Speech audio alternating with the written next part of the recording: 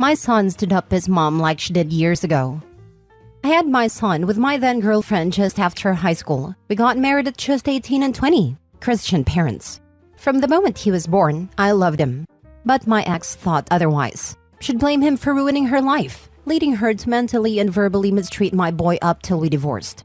It was a clean break, as she left with her new rich boyfriend saying if her future was ruined, her new rich boyfriend can help her live the life she wanted. My son is such an angel. He always thought it was his fault and tried to do his best to be the best son for me, leading him to be very easily influenced by others' criticisms and stuff. Since his classmates' moms treat their kids right, everyone's hero is their mother. Even after all the abuse she put him through, he still wanted to visit her. His normal bad parenting, making plans she couldn't attend to. I'd understand if it's once or twice, but all the times? Not even once? Not even a freaking weekend or even a few hours. He basically had no maternal figure in his life, and this made him have trust issues and became really quiet. But thank goodness for therapy, he got much better. The gym became a stress reliever, and now he's a strong, intelligent senior in school. He's the perfect child. It's only about 6 months ago he got texts from his mother asking to meet him. For a week straight, he was so happy, and reasonably happy to meet someone who had hurt him so bad at such a young age, but it was not my place to tell him who he should meet. The day he was supposed to meet her at a coffee shop to catch up, my son got a call from his mom asking where is he. Sorry, something came up at work, can't meet today, before hanging up. For 6 months, whenever they made plans, he was a no-show. I wasn't aware of any of this, but my ex called to tell me about my son's behavior, saying he's acting out of line and should be disciplined. I'm sorry, but when she was explaining, I just straight up started cracking up. I told her that he's doing what she did to him years ago, and I will not be disciplining him for something she indirectly taught him. I feel bad for her, but is my son really that wrong to no-show his mom? My son did want a relationship, but decided against when she accidentally let it slip that she wanted money. It was over a phone call, so I have no evidence that that's what she wants. But knowing her, it sounds exactly like what you do. I believe she married me not only because of her parents, but also the fact that my parents did own quite a big business in my home country that made them somewhat wealthy. She started getting quite irritable when I wanted to not take over the business. Their business is buying and selling stocks or whatever. My current career is a chemist. Another thing I saw was that my son was quite petty in this revenge. Of course, there's a lot of hatred and resentment towards his mom. Not for her abuse, but the fact that she contacted him for money. My son works as a freelancer in my parents' business, just some admin work. She knows that if she called me, I would have straight up said no. Now for the top comments. Nah, good on him. She has no right to demand that your son get disciplined when she clearly didn't care about him until now. She literally mentally and verbally mistreated him when he was younger, and now she expects him to just forget everything? Good on him for giving her a taste of her own medicine. Good for him. It might be worth sitting down and saying, as your dad who is supposed to teach you respect and kindness, that's mean. But as your dad who is supposed to teach you to stand up for yourself and solve problems creatively, I'm so damn proud of you. What you did may have not been right, but it sure as heck wasn't wrong. I mean, it's funny, but it's also still clear your son is holding on to a ton of anger and resentment against her. Please make sure he stays in therapy. The gym can't be his only outlet for stuff like this. It's just not enough for issues this significant. It's also still clear your son is holding on to a ton of anger and resentment against her. I wouldn't let this take control of my life, but no chance in hell I would ever forget or forgive this. I would spare only the apathy and rejection she has shown, no more no less. This kid owes nothing to their genetic donor. Next story. My niece was the reason my marriage fell apart, and now she's completely a narcissist like her mother anyhow. This is long, so let me apologize in advance, but I need to say the things I keep bottled up inside me somewhere anywhere. About 7 years ago, my ex-husband and I had a decent marriage. It wasn't perfect, but marriage rarely is.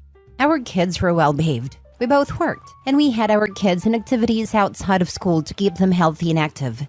We had one blimp, where intimacy had died off for about a year, but we had talked and took an adult-only vacation and sparked that back too. My sister had moved a few years prior, about 6 hours away from the family. She uprooted her kids because she needed a change after her divorce. The problem was, she basically began to act like a teenager, staying out all night partying or drinking, and made her oldest child care for the younger two, as well as her new friends' children too. Summer vacation approached that year, and my mom asked me to go pick up my nieces and nephew for a month-long visit. We arranged for the oldest to stay with me and the younger to stay with my mother so that the oldest would get a break.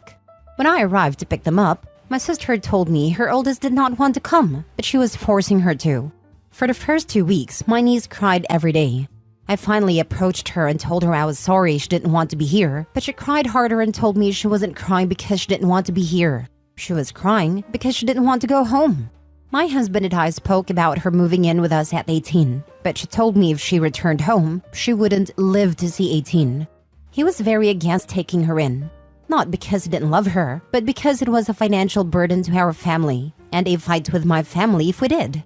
But I believed my niece's threats and I fought. First him, then my sister and my mom. We ended up keeping my niece through tons of fights. We got very little to no help financially or emotionally, but we did the best we could by her. But it was a crack, like the kind you get in your windshield and it just keeps getting bigger every time something small hits it.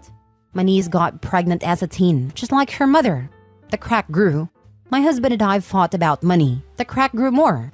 By the time my niece moved out at 17 and back in and out again, the windshield was beyond repair. My now ex and I recently divorced, and while my niece isn't the only reason, she's absolutely the reason the windshield got weakened enough to break. Now, she's 21 and she treats me as disposable. She only calls on me when she wants something from me and often ignores my calls and texts. She told me she thought I had a perfect family and that she regretted moving in with us because she was wrong. Never once thinking she was what changed the dynamic so much. To say that it hurts my feelings is an understatement. My ex and I are building a friendship again and I'm thankful for him.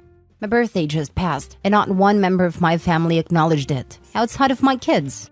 But my ex and his stepmom both did and I'm very grateful for them. It's hard when you hear blood is thicker than water over and over, only to realize blood family sometimes is unhealthy for you. But I'm learning. Edit, since I see this recurring in the comments, let me say that both me and my ex-husband did everything to make my niece feel welcome and safe. We had her in therapy. When she told me she was having sex, it took her to get her on a pill. We taught her to drive and took her to soccer practice and drama club and everything else she asked to join. I don't blame my niece fully. 1, she was a child. 2, I made my choices. I could have said no. My ex-husband did say he didn't want to take her in until she was 18, but he also helped me when I begged to do it. I believe I'm allowed to be frustrated at my niece for her parts. And no, I would absolutely never say any of this to her, because you just do not do that to kids.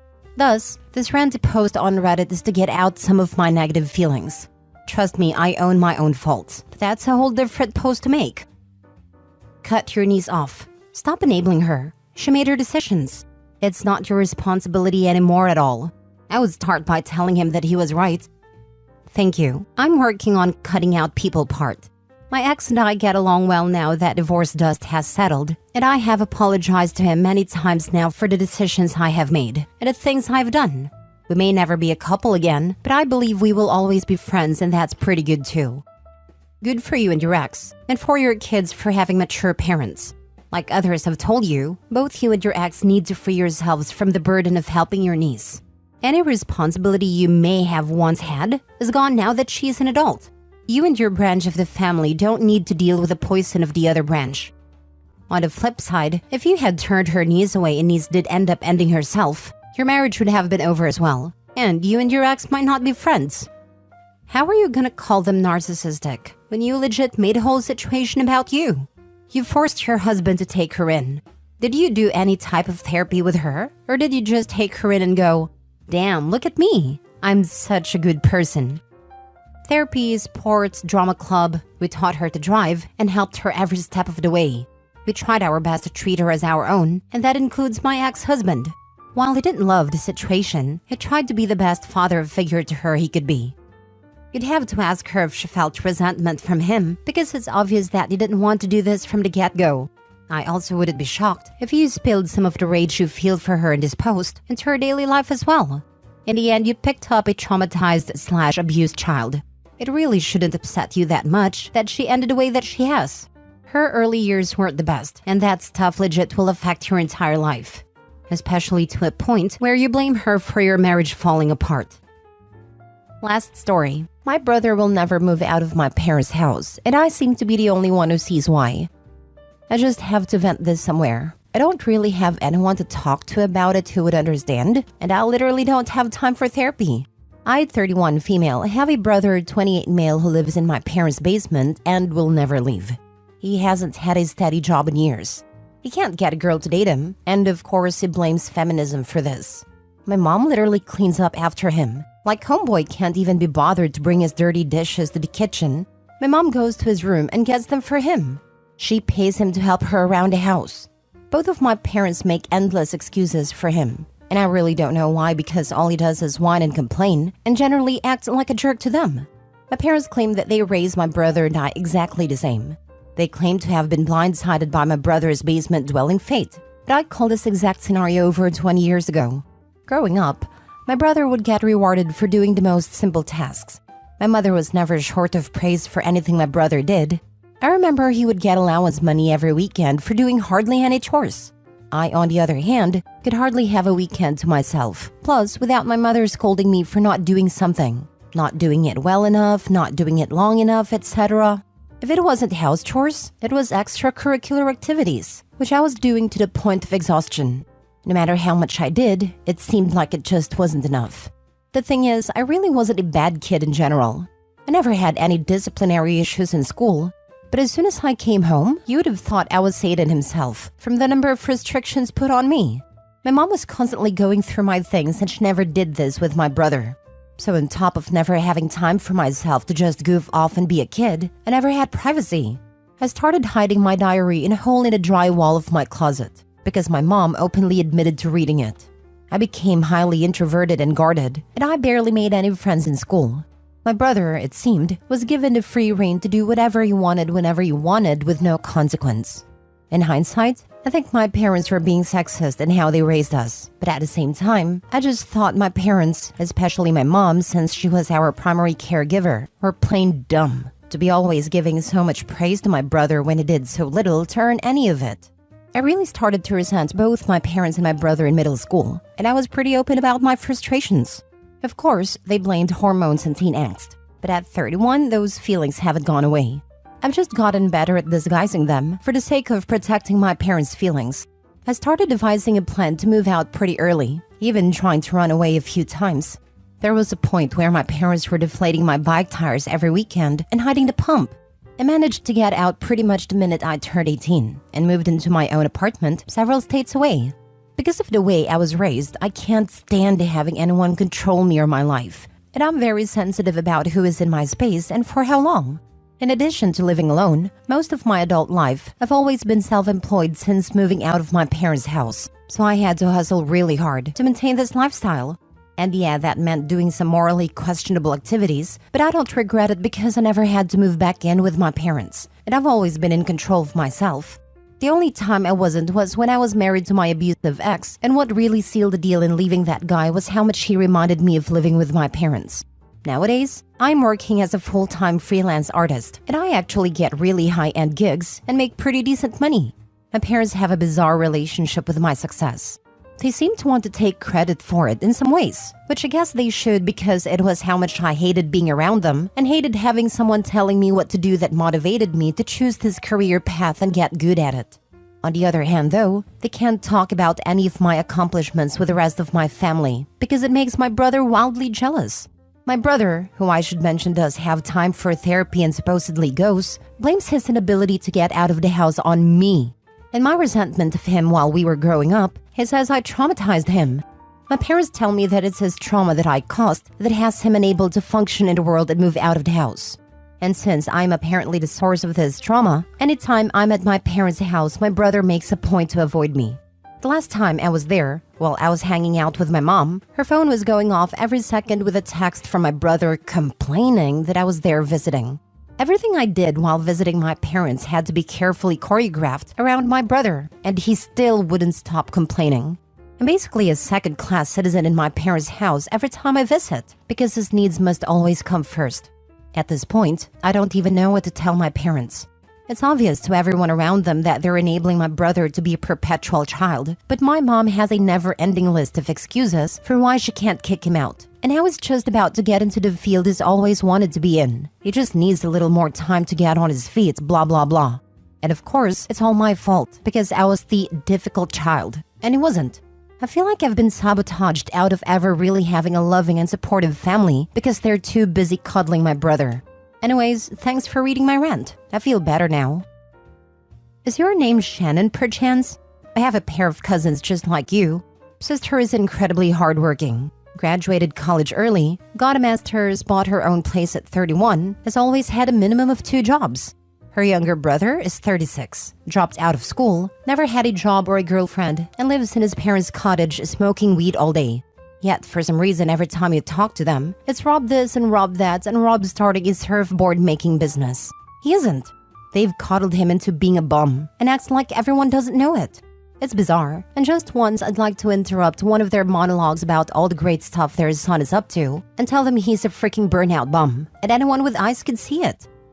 No, it isn't, but I feel your pain, Shannon. I actually think your parents did you a favor by being strict unknowingly. The way they coddled your brother has made him not be able to function in society. Your parents will and are growing old, and it will reach a time when they themselves will need someone to take care of them. Do you think your brother will? Update. Am I the a-hole for leading a woman on by being nice to her kid? Original post. This happened a few days ago. It has completely blown up in my face. I, male 32, was out with friends, and it was one of those situations where people showed up with their friends, and it was a blend of different friend groups. It was a courtyard cafe, so our tables were close by, and we were all occupying a good chunk of the place.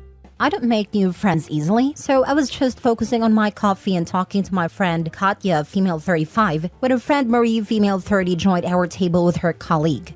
She's a cute woman with smart looks and a brilliant smile.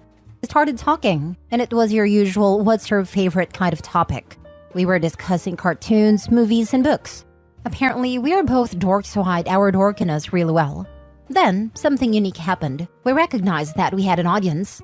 Katya and Marie's colleagues were busy with themselves, but there was a young boy sitting with us listening to our conversation, and we noticed him when he chimed in with his own favorite show, Steven's Universe. At first, we looked at each other and then the kid, and then again at each other, and laughed. It was so interesting that he had pushed his chair from the adjacent table to our table and decided to join our conversation. So we started talking to him and asked him about his life, friends, and school. Typical stuff. I saw his mother smile at us from the table, so she approved of all this. She was a friend of one of my friends and remained busy with her group. Over the next hour, we basically talked to each other and the kid, and Marie slid her chair a bit closer to me, and we were subtly flirting with each other. When it was time to leave, we exchanged contacts and decided to meet again the next day to see where things go. We are both single and share many interests. The kid's mom, let's call her Brianna, came over and we just exchanged some pleasant greetings.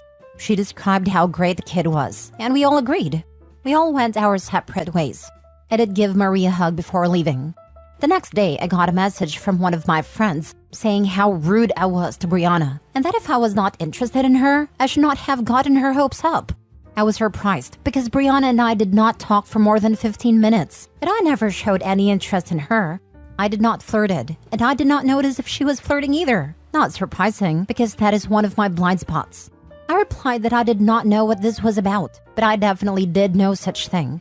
I had plans with Marie that evening, so I kind of forgot about this, and hoped that it would resolve on its own. I went out with her and biked together to her home, Common in the Netherlands, and by the time I reached my place, I noticed that I had strings of messages on my phone. Brianna had gotten my contact from my friend and was saying that I was an a-hole for being a father figure to her son. She said that he had not stopped talking about how nice his evening was with me and how is she supposed to tell him that I had no interest in being in his life. I was leading her on by showing her that I could offer what she was looking for, but then I was playing this game of showing disinterest to make her follow me around as a show for dominance. Apparently, all the podcasts have tuned men into a-holes, and we don't see women as people with emotions anymore. I was literally sitting there with my hand in my forehead trying to make sense of it. Our mutual friend messaged me again and said that she expected better from me. She had found out from Katya that me and Marie had hit it off, and she accused me of being superficial and being a jerk to Brianna because she is a single mother and I should grow up and be more mature. I replied that I never let her on and they needed to clear this out because it sounded really crazy. To be honest, I have never been interested in dating someone with a child, and my friends know this. But I never said that to Brianna, So that was something our mutual friend either told her or was just saying to me personally.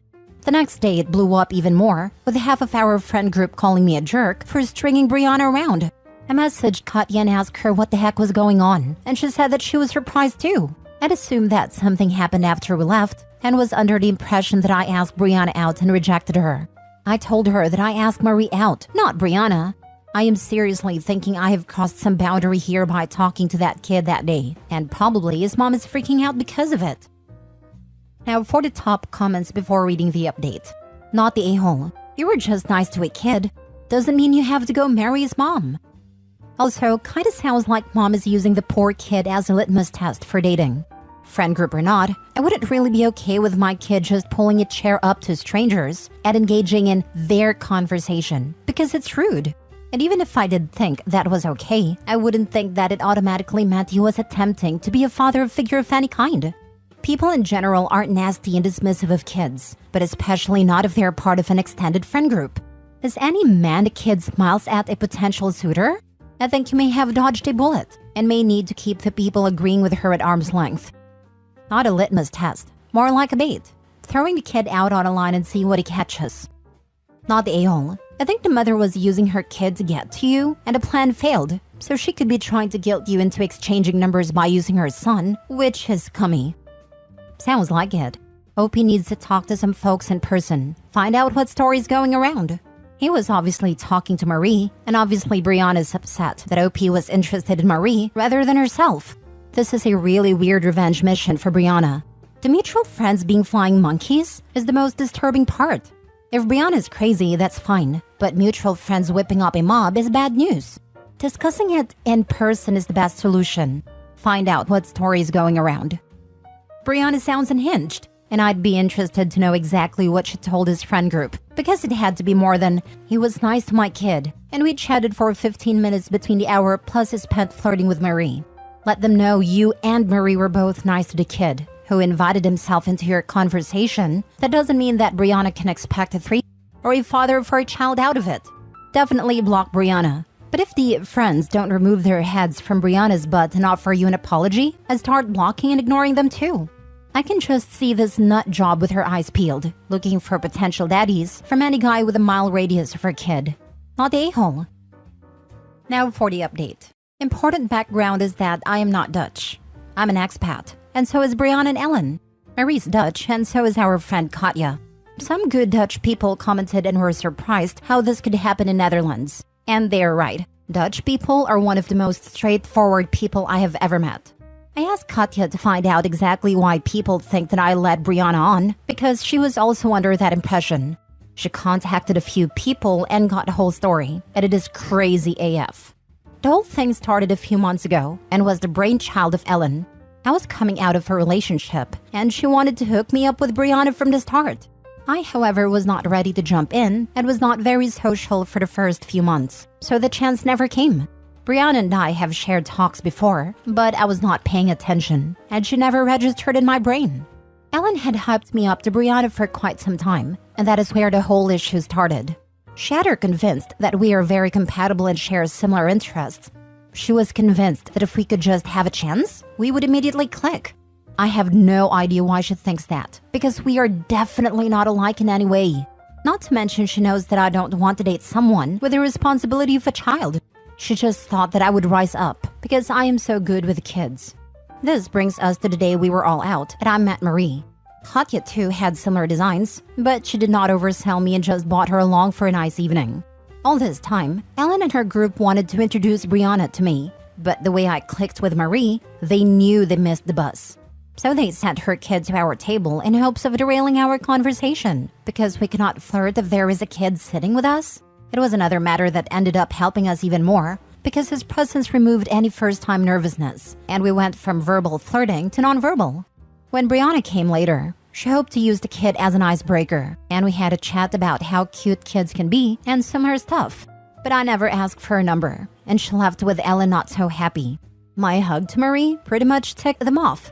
I do not know if it was Ellen's idea or Brianna's, but they decided that if they could malign me in the group and assassinate my character, they might end up drawing a gap between me and Marie. So they made up a story that I asked Brianna out and showed her down for being a single mother and how she has nothing good to offer anymore because women lose their value to men when they're a single mother. This is why they mentioned the podcasts and stuff. Since Marie also has friends in my group, she would find out, be disgusted by me, and dump me. How do we know? One of the people sitting at their table dumped all their beans on Katya. What they did not expect was that I would be quick to ask Marie out and meet her the very next day. So when the whole thing blew up, she messaged me the day after we had a date. I already knew something made no sense. Katya and I explained everything to her, and she was very supportive and joked that she has to work so hard to get this misogyny out of me. We created a group chat and showed our friends some pics from our time together the next day, and the whole thing was cleared up. Brianna and Ellen are outcasts now, and apart from professional relations and people will need to keep with them, they will no longer be invited to our usual hangouts. Everyone is scratching their head at what their endgame was. And the consensus is that they expected to isolate me and then be my only support system and redemption. Anyway, the only petty thing Katya did at the end was send my pic kissing Marie on her cheek to Ellen as an FU before blocking her. Unless there is a new drama from the two, which I doubt there will be, this is probably the end of all the craziness. Well, that was weird. Honestly, don't know what to say really, but what a dumpster of fire. Some of these people really just make me scratch my head. Are people really this naive and deranged? I can't believe it. I feel bad for OP having to deal with this nonsense, but I also do feel bad for the kid because he was a pawn in this whole thing. Poor kid is getting mixed up with a group of deranged people. My guess is desperation. Desperation feeds on itself and can often bring out the worst of people. If Brianna was becoming desperate for a relationship, every rejection would feed desperation back and feel like she had no more chance. And when you feel you have no sane option to pursue, you go for the insane one. What a pair of deranged idiots. Their master plan was to manipulate him into a relationship by slandering him, isolating him from the friends, and waiting to pick up the pieces of his decimated and lonely existence? That sounds like a freaking delightful start to a new relationship. This is a plot reminiscent of the Parent Trap. Did a kid concoct this insanity? Because it's otherwise inexplicable coming from two grown women. It makes me believe that Brianna had a child in an attempt to baby trap someone, and this is just her MO. Thank goodness it got cleared up. If Opie didn't just not want to date women with kids, making this whole thing pointless from the get-go, the plan could have worked if they didn't go about it in the dumbest way possible. The friends should have been directing all their vitriol towards the other woman, and a single mom should have stayed out of things entirely while they assassinated the other girl's character. Then, when the other girl ran for the hills, or Opie decided he didn't like the person the friends were portraying her to be, the friends could mention that the single mom had said she felt like the two of them had a connection, and encourage Opie to reach out to her. Revealing that the single mom was a crazy witch who was willing to insult and harass him in an effort to force him to date her was a massive misplay, and it guarantees that there is zero chance for the two of them to ever get together.